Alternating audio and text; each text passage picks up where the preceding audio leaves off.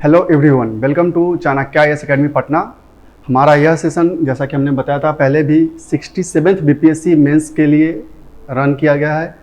जो उसके GS paper 1 के सेक्शन बी में जो क्वेश्चंस आते हैं करंट अफेयर्स से, उस सारे टॉपिक्स को हम कवर करने की कोशिश करेंगे इस सेशन में। और आज का हमारा जो सेशन है इसमें अगेन हमने 2 टॉपिक सेलेक्ट किया है, जिसमें हमारा पहला टॉपिक है श्रीलंकन क्राइसिस से रिलेटेड। अभी श्रीलंका क्राइसिस बहुत ज़्यादा इंपॉर्टेंट टॉपिक बन जाता है क्योंकि हमारा एक पड़ोसी देश भी है। और ये जो श्रीलंका का क्राइसिस है बहुत लंबे समय से चल रहा है, तो आपके एग्जामिनेशन पॉइंट ऑफ व्यू से ये टॉपिक इसलिए इंपॉर्टेंट हो जाता है क्योंकि इंडिया का ये बहुत ही इंपॉर्टेंट नेबर है। तो इस श्रीलंकन क्राइसिस में हम वो हर एक डायमेंशन कवर अप करने की कोशिश करेंगे जिससे क्वेश्चन बनने की संभावनाएं होंगी। इसका बैकग्राउंड देखेंगे, इस श्रीलंकन क्राइसिस के क्या क्या कारण थे, क्या क्या मेजर कॉजेस थे वो देखेंगे। इंडिया क्यों इससे चिंतित है, इतना इंडिया क्यों वरी है, इंडिया के लिए अपॉर्चुनिटी भी है। यह श्रीलंकन क्राइसिस इंडिया को एक अपॉर्चुनिटी भी प्रोवाइड कर रहा है। तो ये सारे डायमेंशन हम इस कवर अप करने की कोशिश करेंगे हम अपने सेशन में। तो अगर श्रीलंका इस थोड़ी सी अगर हिस्टोरिकल बैकग्राउंड की बात करें इसमें, तो जब Sri Lanka 26 years of long civil war जब इमर्ज होता है, जब वो उसमें 2009 में जो श्रीलंका में 26 सालों से सिविल वॉर चलाता आ रहा था, 2009 में फाइनली जाके वो जब खत्म होता है, आफ्टर दैट श्रीलंका का जो जीडीपी ग्रोथ था वो काफी हद तक सही था, around 8 to 9% per annum till 2012। 2012 तक उसका जो जीडीपी ग्रोथ था वो 8 to 9% 2012 तक था, आफ्टर सिविल वॉर ऑफ 2009, जब 9 में वो खत्म हो जाता है सिविल वॉर। लेकिन यह जो जीडीपी ग्रोथ था वो बहुत लंबे समय तक बना नहीं रह पाया। 2012 के बाद फिर से इसके इकोनॉमी में डाउन ट्रोडन आने लगा, इसके फॉरेक्स रिजर्व्स डिक्लाइन करने लगे। अब हुआ क्या, however its average GDP growth rate almost half after 2013 as global commodity prices fell, export slow down and imports rises. 2012 तक इसका जो ग्रोथ था वो काफी अच्छा था, 8 to 9%। आफ्टर 2012 स्पेशली इन 2013 और 14 में के बाद इसका जो जीडीपी ग्रोथ था वह हाफ हो जाता है। जो 8 to 9% था वह अब लगभग 4% to 5% रह जाता है। कारण क्या था कि जो कमोडिटी प्राइसेस थे वो उसके कम हो जा रहे थे, एक्सपोर्ट स्लो डाउन हो गया और इंपोर्ट राइज हो गए। अब सिंपल सी बात है, अगर एक्सपोर्ट हमारा स्लो डाउन हो जा रहा है, इंपोर्ट हमारा बढ़ रहा है, तो हमारा फॉरेक्स रिजर्व खाली हो जाएगा, ड्रेन्ड हो जाएगा पूरी तरीके से। 2008 में जब ग्लोबल क्राइसिस था, पूरा वर्ल्ड का इकोनॉमिक सफर कर रहा था क्राइसिस से, श्रीलंका भी काफी सफर कर रहा था। और उस समय 2008 में जब ग्लोबल क्राइसिस था तो श्रीलंका में काफी ज्यादा हाई बजट डेफिसिट था, काफी हाई बजट डेफिसिट था। एट दैट टाइम श्रीलंका का फॉरेक्स रिजर्व पूरी तरीके से ड्रेन्ड हो चुका था। देन श्रीलंका के पास कोई ऑप्शन नहीं था, श्रीलंका ने आईएमएफ को अप्रोच किया और इन 2009 आईएमएफ से उसने $2.6 बिलियन का लोन लिया। जब लोन लिया 2009 में ऑलरेडी सिविल वॉर का खत्म हो चुका था, तो ये जो 4 साल का पीरियड था या 3 साल का पीरियड कहिए 2009 से 12 का, उसमें उसका इकोनॉमिक ग्रोथ अच्छा था, 8 to 9% का अराउंड था। बट जैसे ही 2013 का टाइम आता है इसका एक्सपोर्ट कम हो जाता है, इंपोर्ट बढ़ने लगता है, जिसके कारण इसका फॉरेक्स रिजर्व पूरी तरीके से ड्रेन हो जाता है। It again approach the IMF in 2016, जब 2013 के बाद इसके इकोनॉमी में स्लो डाउन आ जाता है, इसका एक्सपोर्ट कम होने लगता है। तो 2016 में फिर 2-3 साल तक तो ये कैसे भी मैनेज करता है, लेकिन 2016 में फिर से यह आईएमएफ के पास अप्रोच करता है for the loan of 1.5 billion. But at that time जो श्रीलंका के कंडीशंस होते हैं वो काफी आईएमएफ के जो कंडीशंस होते हैं वो काफी ज्यादा हार्श होते हैं और वो फर्दर श्रीलंका के इकोनॉमिक कंडीशन को डिटोरिएट कर देता है। हेल्प करने के बजाय श्रीलंका के कंडीशंस जो है फॉरेक्स रिजर्व्स वो खाली हो जाते हैं, लोन का जो इंटरेस्ट रेट रहता है वो काफी ज्यादा हाई रहता है और भी अदर कंडीशन काफी ज्यादा हार्श रहते हैं। तो श्रीलंका के इकोनॉमी को फर्दर यह डिटोरिएट कर देता है। लोन पहली बार भी लेता है 2009 में, बट एट दैट टाइम उसके कंडीशंस ज्यादा हार्श नहीं रहते हैं। बट 2016 में आईएमएफ के कंडीशंस काफी हार्श रहता है, जिसके कारण श्रीलंका की इकोनॉमी फिर से स्लो डाउन होने स्टार्ट कर देती है। अगर हम बात करें अब कॉजेज की कि क्या क्या मेजर कॉजेज है इस श्रीलंकन क्राइसिस के, बहुत सारे कॉजेज है। Abrupt policy shift, economic crisis, tourism का अराइवल कम हो जाना, रसिया यूक्रेन वॉर। बहुत सारे लोग सोचते हैं कि रसिया यूक्रेन वॉर से श्रीलंका क्राइसिस का क्या रिलेशन है, हम लोग देखेंगे, इस पर चर्चा करेंगे। तो पहला जो फैक्टर है वह इकोनॉमिक फैक्टर है इसके क्राइसिस का। फाइनेंशियल क्रंच हुआ है, तो कहीं ना कहीं इकोनॉमी में स्लो डाउन आया होगा, तभी जाके फॉरेक्स रिजर्व इसका खाली हो गया होगा, फाइनेंशियल क्रंच आ गया होगा, इन्फ्लेशन मार्केट में बढ़ा होगा, उसके जो श्रीलंकन रुपीज है उनका वैल्यू कम हो गया होगा। तो सबसे पहला एक कारण अप्रैल 2019 में हुआ था Easter bomb blast of April 2019। Colombo के चर्चेज में 2019 अप्रैल में ब्लास्ट हुआ था, जिसके बाद लगभग 253 कैजुअलिटीज हुए थे, लगभग 253 लोगों का डेथ हुआ था, बहुत सारे लोग घायल भी हो गए थे। इसके बाद वहां पे जो टूरिस्ट अराइवल था वो काफी कम होने लगा। अब टूरिस्ट अराइवल कम होंगे तो ऑलरेडी सी बात है कि फॉरेन एक्सचेंज कम होने लगेगा। अब ये ईस्टर्न बम ब्लास्ट का केस था ही। अब जैसे ये ईस्टर्न बम ब्लास्ट से श्रीलंका थोड़ा सा इमर्ज होता है, थोड़ा सा अच्छा कंडीशन में आना चाहता है कि जस्ट जिससे पूरा की ग्लोबल वर्ल्ड इफेक्ट अफेक्टेड था, कोविड-19 का पैंडेमिक आ जाता है। ऑलरेडी जो अपने टूरिज्म अराइवल में उसका कमी आ गया था ईस्टर्न बम ब्लास्ट के केस के बाद, यह कोविड-19 पैंडेमिक उस पर टोटली प्रोहिबिट कर देता, टोटली बैन हो जाता उसके टूरिस्ट अराइवल पे, क्योंकि ग्लोबल लॉकडाउन रहते हैं। और सिर्फ टूरिस्ट अराइवल को ही नहीं, यह कोविड-19 इसके export of T, rubber, spices and garments को भी रोक देता है।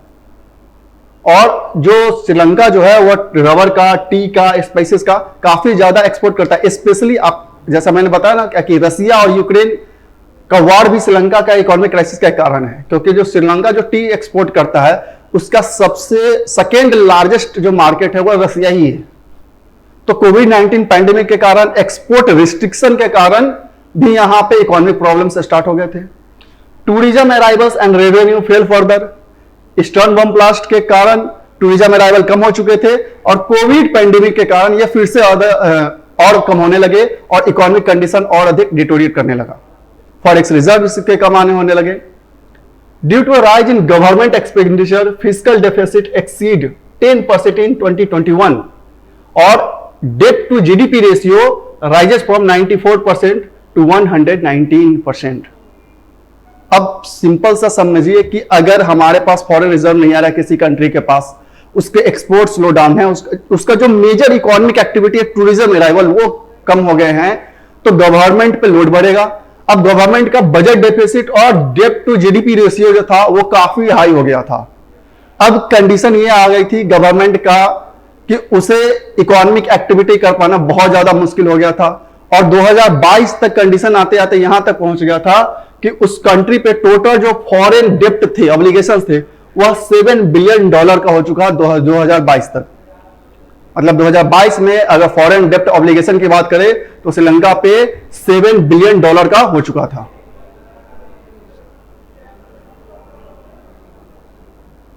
दूसरा जो मेजर कारण था, कभी भी हम जो पॉलिसी इंप्लीमेंट करते हैं तो एब्रप्ट शिफ्ट नहीं किया जाता है।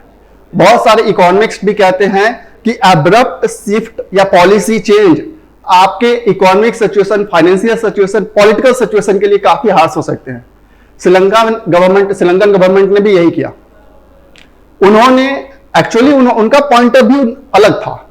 उन्होंने 2021 में और सडन मूव किया ऑर्गेनिक फार्मिंग पे, कि उन्हें लग रहा था कि जितना हम केमिकल फर्टिलाइजर्स को इंपोर्ट करते हैं, अगर उसको हम प्रोहिबिट कर दें और ऑर्गेनिक फार्मिंग पे शिफ्ट करें, तो जो हम फॉरेक्स रिजर्व देते हैं इंपोर्ट करने में फर्टिलाइजर्स का, वो हमारे पास रिजर्व के रूप में रह जाएगा, ताकि हम उसे अदर पर्पस के लिए यूज कर सकते हैं। लेकिन ये जो सडन मूव था ऑर्गेनिक फार्मिंग की ओर, यह श्रीलंका की एग्रीकल्चर प्रोडक्टिविटी को कम कर दिया, उसकी एग्रीकल्चर प्रोडक्टिविटी को कम कर दिया। अब उसके फर्टिलाइजर्स तो ठीक है उसने बैन कर दिए, लेकिन प्रोडक्टिविटी कम गई। अब प्रोडक्टिविटी कमेगी तो जो सीरस है, जो फूड ग्रेन्स है, उनका मार्केट में इन्फ्लेशन होगा, लोगों के पास एक्सेसिबिलिटी कम हो गई, अवेलेबिलिटी कम हो गई, जिससे कि काफी ज्यादा फूड इन्फ्लेशन हो गया। और ये तो सबसे मेजर कारण है चाइना के अभी क्राइसिस का, चाइनीज डेब्ट ट्रैप पॉलिसी। बेसिकली अगर चाइना के अगर आज ये स्थिति है, अगर किसी को एकदम उसका क्रेडिट दिया जाए कि किस कारण कौन सा ऐसा कंट्री है जो चाइना को इस स्थिति में पहुंचा दिया है, वो बेसिकली चाइना भी है। चाइना का जो डेब्ट ट्रैप पॉलिसी है उसमें श्रीलंका बुरी तरीके से फंस गया था। स्टार्ट में श्रीलंका को ऐसा फील हो रहा था कि जो चाइनीज इन्वेस्टमेंट हमारे कंट्री में आ रहे हैं बेसिकली हमको डेवलप करने की बात कर रहे हैं, वो हमारे बेनिफिट की बात कर रहे हैं, वो हमारे यहाँ इंफ्रास्ट्रक्चर डेवलप कर रहे हैं। बट बेसिकली जो ये चाइनीज इंफ्रास्ट्रक्चर जो इन्वेस्टमेंट थे श्रीलंका में, वो लास्टली फाइनल में जाके व्हाइट एलिफेंट के रूप बिकम व्हाइट एलिफेंट्स। यहाँ व्हाइट एलिफेंट्स का कहना है मतलब है कि नो लॉन्गर नीडेड और यूजफुल। चाइनीज इन्वेस्टमेंट हुआ, हेवली इन्वेस्ट किया बीजिंग सिंस 2005 से जो चाइना है वो श्रीलंका में काफी ज्यादा इन्वेस्टमेंट कर रहा है। लेकिन लास्टली श्रीलंका को ये फील हुआ, श्रीलंकन गवर्नमेंट ऐसा ये रिजल्ट आया कि ये सारे इन्वेस्टमेंट श्रीलंका के पॉइंट ऑफ व्यू से कोई यूजफुल या लोन नीडेड नहीं था। 2017 में तो श्रीलंका ने उसका एक पोर्ट है हम्बनटोटा पोर्ट, उसने श्रीलंका ने चाइना को उसको लोन पे दे दिया, लीज पे दे दिया। अब इस लीज के कारण अगेन उस पे 1.4 बिलियन डेब्ट का ऑब्लिगेशन बीजिंग की तरफ से पड़ गया। और अगर अभी स्थिति यह है कि श्रीलंका पे जितना डेब्ट है उसका 1/6 डेब्ट सिर्फ चाइना का है। तो चाइना ने अपने ये डेब्ट पॉलिसी को, डेब्ट ट्रैप को इस तरीके से बिछा दिया कि श्रीलंका इसमें पूरी तरीके से ट्रैप हो गया। श्रीलंका टोटल डेब्ट to China stand at $8 billion, almost 1/6 of its total external डेब्ट। जितना इसका टोटल डेब्ट है उसका 1/6 सिर्फ चाइना का डेब्ट है श्रीलंका पे। सो अगेन ये जो चाइना का पॉलिसी था, शुरुआत में श्रीलंका को लग रहा था कि ये हमारे श्रीलंका में इंफ्रास्ट्रक्चर बूम करेगा, एम्प्लॉयमेंट जनरेशन करेगा, बट रियलिटी यही साबित हुआ कि श्रीलंका के पॉइंट लिए यह कोई यूजफुल नहीं था।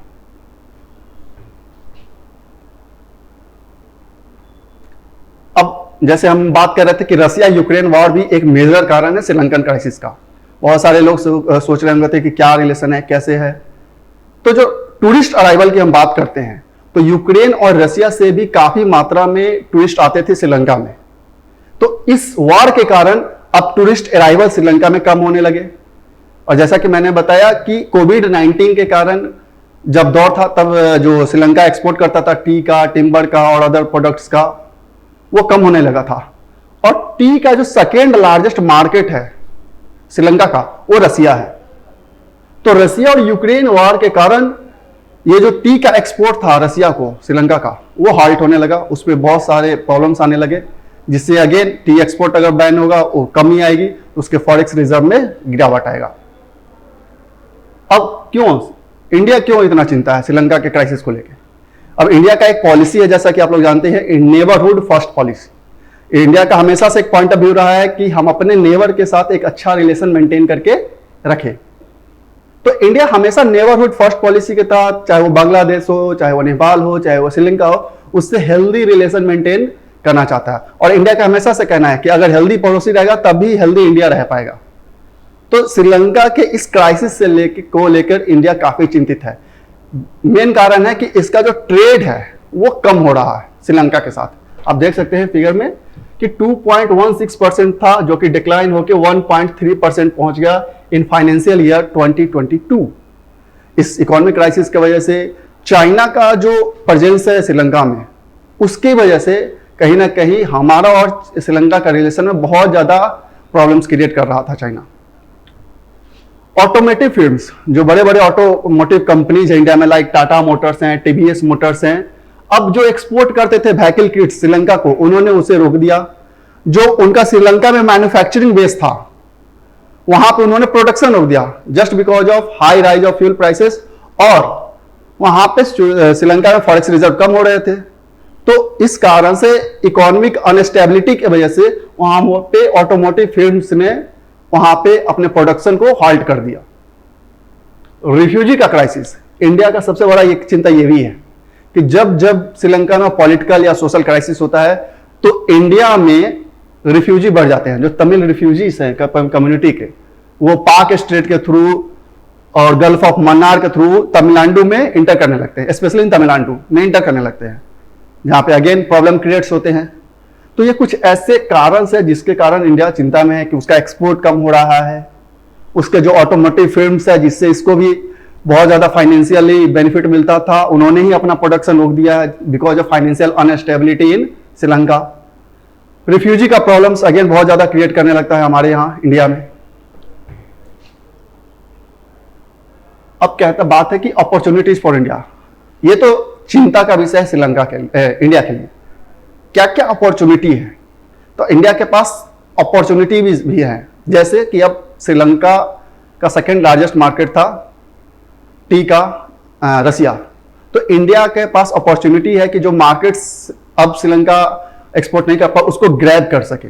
अब यह अपना टी एक्सपोर्ट अगर चाहे तो श्रीलंका को, जो भी इसके मेजर कंट्रीज पहले जहां पे श्रीलंका एक्सपोर्ट कर रहा था, अब उस मार्केट को इंडिया के पास अपॉर्चुनिटी है कि वो ग्रैब कर सके, टी एक्सपोर्ट वहां कर सके।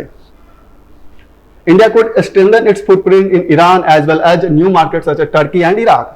इन कंट्रीज में भी श्रीलंका काफी ज्यादा एक्सपोर्ट करते थे, तो इन मार्केट्स में भी अब इंडिया अपना प्रेजेंस बना सकता है। अप्रैल मार्केट की बात करें, many apparel orders from United Kingdom, European Union and Latin American countries are now being diverted to India. जब से ये श्रीलंकन क्राइसिस हुआ है, तो जो अप्रैल की मार्केटिंग थी, क्लॉथिंग मार्केटिंग, अब बहुत सारे पहले जो अदर कंट्रीज थे लाइक यूरोपियन यूनियन की बात करें या फिर यूनाइटेड किंगडम की बात करें, वो सब मंगाते थे श्रीलंका से। अब श्रीलंका में क्राइसिस है, तो ये सारे के सारे अपना जो डिमांड थे वो शिफ्ट कर रहे हैं इंडिया की तरफ।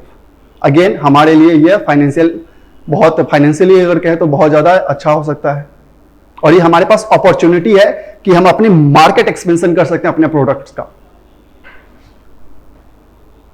और इसका एक एग्जांपल अभी जस्ट देखने को मिला है कि तमिलनाडु में एक तिरुपुर एक जगह है, वहां पे बहुत सारे ऐसे अप्रैल कंपनीज है जिनको एक ह्यूज क्वांटिटी में ये ऑर्डर्स मिले हैं कि यूरोपियन यूनियन या फिर यूनाइटेड किंगडम हो या लैटिन अमेरिका कंट्रीज की तरफ से ह्यूज क्वांटिटी में ऑर्डर मिले हैं for April demands, April marketing के लिए। तो इंडिया के पास ये सब अपॉर्चुनिटी है कि जो वैकेंट मार्केट हो चुके हैं श्रीलंकन क्राइसिस की वजह से, उसमें अपनी प्रेजेंस को ला सके, मार्केट को ग्रैब कर सके। Why should India assist Sri Lanka? India क्यों असिस्ट कर रहा है श्रीलंका को, क्यों?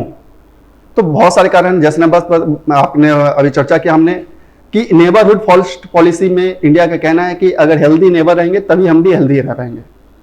तो बहुत सारे ऐसे कारण हैं जिसके कारण इंडिया जो है श्रीलंका को हेल्प कर रहा है। पहला कारण है to balance diplomatic ties with Sri Lanka. Chinese presence के कारण हमारा श्रीलंका के साथ रिलेशन कहीं ना कहीं डिटोरिएट कर रहा था काफी ज्यादा। तो ये इंडिया के पास अपॉर्चुनिटी है कि फिर से हम अपने रिलेशन को रिवाइव कर सके, डिप्लोमेटिक रिलेशन बना सके, to keep Sri Lanka out of China's trap and string of pearls game. China का एक पॉलिसी है स्ट्रिंग ऑफ पर्ल्स थ्योरी। उसका ये थ्योरी, ये जो उसका पॉलिसी है मेनली इंडिया को कंटेन करने का है। वह इंडिया के चारों तरफ जितने पोर्ट्स है उन सब पे अपनी प्रेजेंस को बढ़ा रहा था।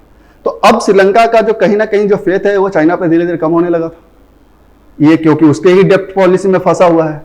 और अगर चाइना इसके लोन को, डेप्ट को माफ नहीं करता है, तो ऑलरेडी है कि हमारे पास एक अपॉर्चुनिटी है कि हम अपना जो रिलेशन है श्रीलंका के साथ उसको और अधिक बढ़ा सके और चाइनीज प्रेजेंस को श्रीलंका में कम कर सके।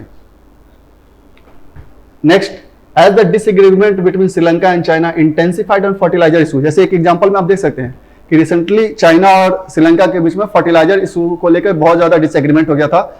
इंडिया ने इस अपॉर्चुनिटी को ग्रैब किया और इंडिया अब श्रीलंका का रिक्वेस्ट माना और वह खुद अब फर्टिलाइजर को एक्सपोर्ट कर रहा है, क्योंकि ऑर्गेनिक फार्मिंग में शिफ्ट करने के कारण उसे की प्रोडक्टिविटी काफी कम हो गई थी।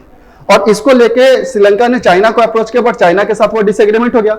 इंडिया ने जस्ट तुरंत इसको अपने अपॉर्चुनिटी के रूप में लिया और उसके रिक्वेस्ट को मान लिया और फर्टिलाइजर एक्सपोर्ट करना स्टार्ट कर दिया। सो ये था हमारा श्रीलंकन क्राइसिस के बेसिस पे कि क्या क्या कारण थे। थोड़ा सा हिस्टोरिकल बैकग्राउंड भी हमने देख लिया। इंडिया के पास क्या अपॉर्चुनिटी, इंडिया क्यों चिंतित है, उसके क्या क्या मेजर कॉजेज हैं, ये सब हमने देख लिया। दूसरा जो हमारा टॉपिक है वो डाटा प्रोटेक्शन बिल है। ये डाटा प्रोटेक्शन बिल दिसंबर 2019 में लाया गया था, जिसको प्राइवेसी बिल के भी नाम से जाना जाता है।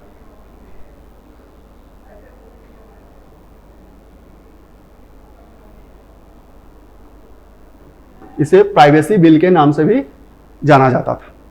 बेसिकली ये बिल इंस्पायर था BN श्री कृष्णा कमेटी के एक रिपोर्ट से। 2017 में 2017 में एक कमेटी बैठी थी जिसके हेड थे BN Shri Krishna, justice BN Shri Krishna.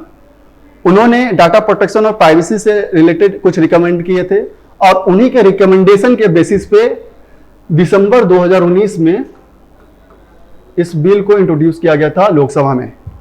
But इसमें बहुत सारे मेजर लैकुने थे जिसके कारण इसको फिर से वापस ले लिया गया। अब इसमें क्या क्या मेजर लैकुने थे जिसके कारण इसको वापस ले लिया गया, तो इसके बारे में हम चर्चा करेंगे। जो फॉल्ट लाइन थे बिल में, Orwellian state by Shri Krishna committee. जो श्री कृष्णा कमेटी था उन्होंने कहा था कि ये जो बिल है एक ऑरवेलियन स्टेट को इमर्ज करेगा। ऑरवेलियन स्टेट बेसिकली क्या होता है? It is a term used to describe a political system in which government tries to control every aspect of people's life. Basically Orwellian जो ये स्टेट है इसका इमर्जेंस हुआ था, एक नोवेल था, बेसिकली एक नोवेल था 1984। जॉर्ज ऑरवेल एक फिलोसोफर थे, उनका ही एक नोवेल था 1984 और इसी 1984 में इस स्टेट का डिस्क्रिप्शन दिया गया था, इसलिए उनका नाम कहीं पड़ गया था Orwellian state. It is basically a situation in which the state और the government tries to control every aspect of human life related to privacy, related to personal concerns, every aspect. The bill suffered from serious lacunae leading to Justice Sri Krishna Committee to criticize the bill as a Orwellian state.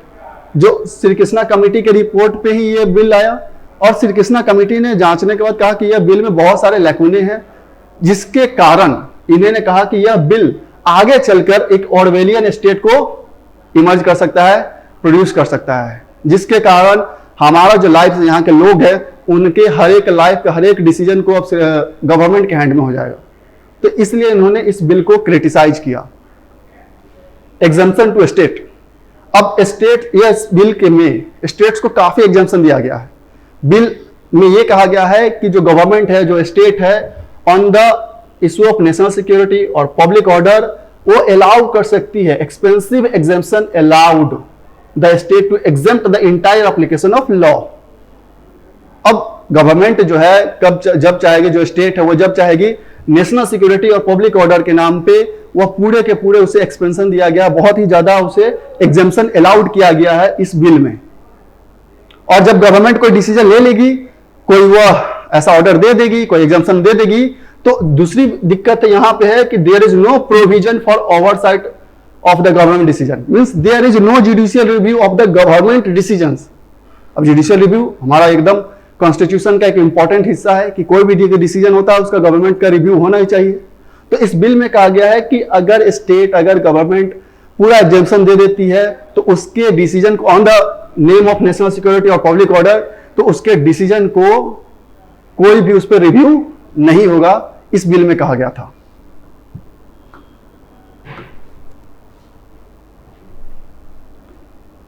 अब दूसरा इसमें major जो fault है, strong data localisation mandate. जो IT companies है उनको कहा गया है कि जितने भी डाटाज हैं इंडिया में, जो भी यहाँ के लोगों की डाटाज हैं, उसको लोकली स्टोर करने के लिए। इसके कारण जो आईटी कंपनी है इस बिल को क्रिटिसाइज कर रहे हैं कि यह जो इतना स्ट्रॉन्ग मैंडेट है to store the data locally, ये कहीं ना कहीं कंपनी के फंक्शनिंग में प्रॉब्लम क्रिएट करेंगे। देखिए, it would have been mandatory for companies to store a copy of certain sensitive personal data within India. India में ही उसको स्टोर करने की बात की जा रही है। तो ये जो डाटा लोकलाइजेशन का जो मैंडेट है कंपनी को जो दिया जा रहा है, कंपनी इससे काफी ज्यादा नाखुश है, वो क्रिटिसाइज कर रहे हैं इस बिल को। उससे फंक्शनिंग में उनके प्रॉब्लम्स आने स्टार्ट हो जाएंगे। Undermine Puttaswamy mandate on privacy. 2017 में इन 2017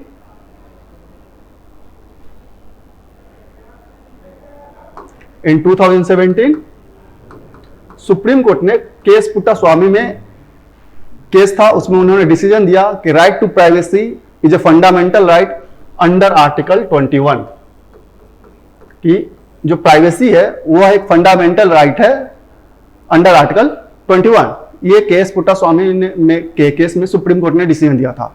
तो इस बिल के according that will some regulation of personal data and non-personal data within single legislation undermine the mandates of Puttaswamy case. जो पर्सनल डाटा है या फिर नॉन पर्सनल डाटा है, इस बिल ने एक ही कॉन्सेप्ट में मर्ज कर दिया है और जो सुप्रीम कोर्ट के डिसीजन के अगेंस्ट है, केएस पुट्टास्वामी केस के मैंडेट के अगेंस्ट है। तो कहीं ना कहीं यह बिल जो है डाटा प्रोटेक्शन बिल, वो फंडामेंटल राइट को भी इन्फ्रिंज कर रहा है, राइट टू प्राइवेसी को भी इन्फ्रिंज कर रहा है। Too many amendments. रिसेंटली एक कमेटी बैठी थी, ज्वाइंट कमेटी ऑफ पार्लियामेंट, जब उसने बिल को जाता था कहा कि इसमें बहुत ज्यादा अमेंडमेंट, 81 अमेंडमेंट्स प्रपोज किए गए थे, 12 रिकमेंडेशन दिए गए थे। बाद में इस कमेटी ने ओवरऑल जांचने के बाद यही क्या सजेस्ट किया गया कि इस बिल को विड्रॉ कर लिया जाए, कि किसी एक सिंपल आदमी को इतना सारा चीजें समझाना बहुत ज्यादा मुश्किल है। तो बहुत सारे ज्यादा अमेंडमेंट्स भी एक मेजर लैकुना है इस बिल में। अगर ओवरऑल हम बात करें मेजर लैकुने की, तो सबसे पहला मेजर लैकुना है कि इसमें जुडिशियल रिव्यू नहीं है। गवर्नमेंट पब्लिक ऑर्डर के नाम पे, नेशनल सिक्योरिटी का ऑर्डर के नाम पे वो कोई भी एग्जाम्पशन अलाउड कर सकती है और उस पर कोई जुडिशियल रिव्यू नहीं है। Data storage localisation mandate, again company इसको क्रिटिसाइज कर रही है। अंडरमाइन पुट्टास्वामी केस कि राइट टू प्राइवेसी को ये इंफ्रिंज कर रही है। राइट टू प्राइवेसी इंफ्रिंजमेंट मतलब फंडामेंटल राइट का इंफ्रिंजमेंट हो रहा है। दूसरा अगर बात करें कि बहुत सारे अमेंडमेंट्स है इसमें, इसीलिए इस बिल को फाइनली विड्रॉ कर लिया गया।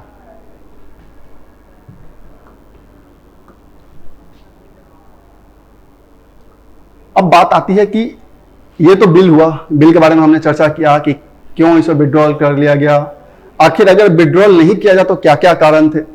तो ये सब के बाद अब बात आती है कि आखिर डाटा प्रोटेक्शन का जरूरत क्यों है। बहुत सारे मेजर कारण है। आज के वर्ल्ड में, इतना डिजिटाइज वर्ल्ड में डाटा प्रोटेक्शन लॉ बहुत ज्यादा नीडेड है। आप हमेशा देखते रहते हैं कहीं ना कहीं कुछ हैक हो जा रही हैं, किसी की डाटा प्राइवेसी रिवील्स हो जा रही हैं। तो इस इतने बड़े डिजिटाइज ग्लोबल वर्ल्ड में एक ऐसा लॉ होना जरूरी है जिससे कि डाटा प्रोटेक्शन का इन्फ्रिंजमेंट को रोका जा सके। तो बहुत सारे आप इसमें आप पॉइंट बता सकते हैं कि नीड क्यों है। तो पहला देख सकते हैं कि लार्ज इंटरनेट कवरेज। अब वर्ल्ड वाइड सभी लोग ऑलमोस्ट इंटरनेट यूज कर रहे हैं, सब किसी न किसी सोशल साइट से जुड़े हुए हैं। तो इतना ज्यादा सोशल साइट्स, और जब भी आप सोशल साइट्स बनाते हैं तो कहीं ना कहीं आप अपना पूरा का पूरा इंडिविजुअल डाटा उस पर पुट करते हैं। तो इतना इंटरनेट वाइड कवरेज है, तो इतने बड़े इंटरनेट कवरेज को हैंडल करने के लिए, रेगुलेट करने के लिए लॉ का जरूरत है। There is a need of law. Digital India, अब चूंकि इंडिया का जो गवर्नमेंट ऑफ इंडिया है वो इंडिया डिजिटल इंडिया को प्रमोट कर रही है कि सभी लोग टेक्निकली एडवांस हो जाए। तो लोग टेक्निकली एडवांस हो रहा है, लेकिन अगर उनका ब्रीच होगा, प्राइवेसी ब्रीच होगा, तो उसके लिए भी तो लॉ होना चाहिए ना। कुछ ग्रीवांस रेगुलेशन मैकेनिज्म भी तो होने चाहिए ना। तो इस ग्रीवांस रेगुलेशन मैकेनिज्म के लिए लॉ होना जरूरी है। सो डिजिटल इंडिया को पूरी तरीके से सक्सेसफुल बनाने के लिए आपको लॉ का जरूरत है, डाटा प्रोटेक्शन लॉ का जरूरत है। और आपको एक बात और बता दूं कि ये जो डाटा प्रोटेक्शन वर्ड है ना, वो हमारे यहां किसी भी लिस्ट में मेंशन नहीं था। हमारे यहां जो लिस्ट होता है शेड्यूल 7 में, शेड्यूल 7 है इंडियन कॉन्स्टिट्यूशन में, इसमें 3 लिस्ट होते हैं, 1 2 3। इसमें एक लिस्ट है यूनियन लिस्ट, दूसरा स्टेट लिस्ट, तीसरा कंकरेंट लिस्ट। इन तीनों लिस्ट में से कहीं भी इस डाटा प्रोटेक्शन वर्ड का मेंशन नहीं था। Data protection word. एक और लिस्ट एक्स्ट्रा होता है जिसको हम लोग बोलते हैं रेसिड्यूरी लिस्ट। रेसिड्यूरी लिस्ट, ये जो रेसिड्यूरी लिस्ट में है इसे डाटा प्रोटेक्शन को, यह एक ऐसा लिस्ट है जब कोई सब्जेक्ट इन तीनों लिस्ट में से कहीं मेंशन नहीं आता है तो इसे रेसिड्यूरी लिस्ट में रखा जाता है। और रेसिड्यूरी लिस्ट पे जो लॉ मेकिंग का पावर है वो सेंट्रल गवर्नमेंट के पास है। तो अब सेंट्रल गवर्नमेंट में लॉ बनाना है कि इसे ऑल इंडिया कवरेज के लिए बनाना है। तो इस कारण से डिजिटल इंडिया को अगर सक्सेसफुल बनाना है तो इस पे एक लॉ का जरूरत है। इंटरलिंकिंग ऑफ डाटा, अब हर जगह डाटा लिंक है, आधार से आपका बैंक अकाउंट लिंक है, सारे जगह। अब हर एक सेक्शन में देखिएगा, हर एक जगह आपका डाटा कहीं ना कहीं एक जगह दूसरे जगह लिंक ही है। तो इस लिंकेज ऑफ डाटा को अगर प्रोटेक्ट करना है, अगर इसका ब्रीच होता है तो उसके रेगुलेशन के लिए लॉ बहुत ही नीडेड है। हाईएस्ट डाटा ब्रीच, एक रिपोर्ट के according it has been reported that around 18 of every 100 Indians have been affected by data breach. अब इतने ज्यादा डिजिटाइज वर्ल्ड हो रहा है, डाटा को लिंक किया जा रहा है, तो एक रिपोर्ट के अकॉर्डिंग हर 100 व्यक्ति में से 18 इंडियंस का कहीं ना कहीं डाटा ब्रीच हुआ है, उनका डाटा रिवील हुआ है। सो इसको प्रोटेक्ट करने के लिए लॉ का जरूरत है। Non enforcement of fundamental right against private non state entities. अब आपका फंडामेंटल राइट अगर वायलेट होता है तो आपके पास, अगर स्टेट आपका फंडामेंटल राइट वायलेट करता है बाय लॉ और कुछ भी, तो आपके पास कॉन्स्टिट्यूशन प्रोवाइड करता है कि अंडर आर्टिकल 32 और अंडर आर्टिकल 226 कि आप सुप्रीम कोर्ट में रिट फाइल कर सकते हैं। लेकिन अगर कोई नॉन स्टेट एक्टर आपके फंडामेंटल राइट को ब्रीच करता है through this data protection law जो इसमें लैकूने थे, तो आपके पास कोई अपॉर्चुनिटी नहीं है, कोई ऐसा मीडियम नहीं है कि आप नॉन स्टेट एक्टर के अगेंस्ट में रिट फाइल कर सके। तो that's why we need a law कि अगर नॉन स्टेट एक्टर हमारे डाटा को ब्रीच करते हैं तो हम उनके अगेंस्ट में कोई ग्रीवांस रेगुलेशन मैकेनिज्म होना चाहिए, कोई लॉ होना चाहिए, ताकि उन पे भी कुछ डिसीजन लिए जा सके, उनके के अगेंस्ट भी स्टेप लिए जा सके। तो स्टेट के अगेंस्ट तो कॉन्स्टिट्यूशन खुद प्रोवाइड कर रहा है कि स्टेट अगर आपका ब्रीच करता है तो आप रिट फाइल कीजिए। तो नॉन स्टेट एक्टर अगर हमारा डाटा को, हमारी प्राइवेसी को ब्रीच करता है तो हम क्या करेंगे? तो हमारे पास ऑप्शन होना चाहिए। So there is a need of law. अब क्या कर सकते हैं इसके लिए? जो इतने मेजर लैकूनेस थे हमारे बिल में, उसको सम करने के लिए, उसको ठीक करने के लिए, डाटा प्रोटेक्शन लॉ लाने के लिए क्या क्या किया जा सकता है? तो पहला है कि सबसमिंग डाटा अंडर आईटी एक्ट 2000, जो इंफॉर्मेशन टेक्नोलॉजी एक्ट है 2000 का, उसमें इन सारे डाटास को आप मर्ज कीजिए, उसमें सबसम कीजिए, क्योंकि उसमें बहुत सारे ऐसे प्रोटेक्शन प्रोवाइड किए गए हैं। Digital market laws along European Union's digital service act focusing on competition and innovation in digital space. जो हमारे यहाँ डिजिटल मार्केट लॉ होना चाहिए वह यूरोपियन लाइंस पे होना चाहिए, क्योंकि जो यूरोपियन लाइंस पे उनका जो लॉ है वह कंपटीटिव बेस्ड है और इनोवेशन है, डिजिटल स्पेस में इनोवेशन लाने के लिए।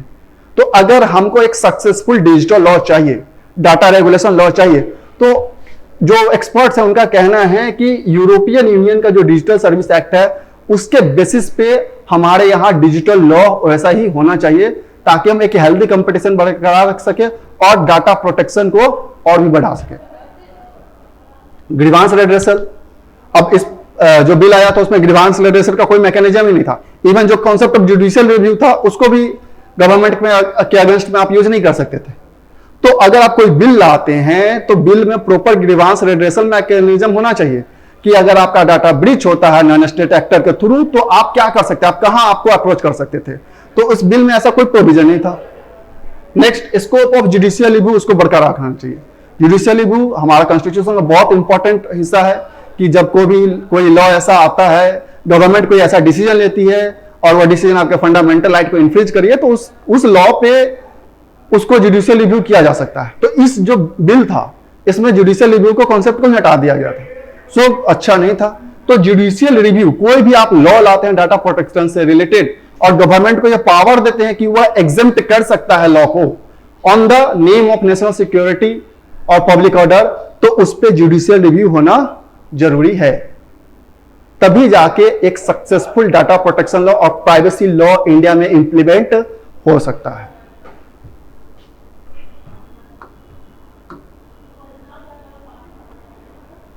So that's all for today. I hope ये दोनों टॉपिक आपको समझ में आए होंगे। आप इन्हीं पॉइंट्स को आप अपने आंसर में भी यूज कर सकते हैं। और जैसा आपको मैंने बताया कि आप बताएं कि आपको क्या क्या और ऐसा लग रहा है कि टॉपिक्स इन मेंस के पॉइंट ऑफ व्यू से इंपॉर्टेंट हो सकते हैं, हम उन्हें कवर अप करने की कोशिश करेंगे। So thank you for all.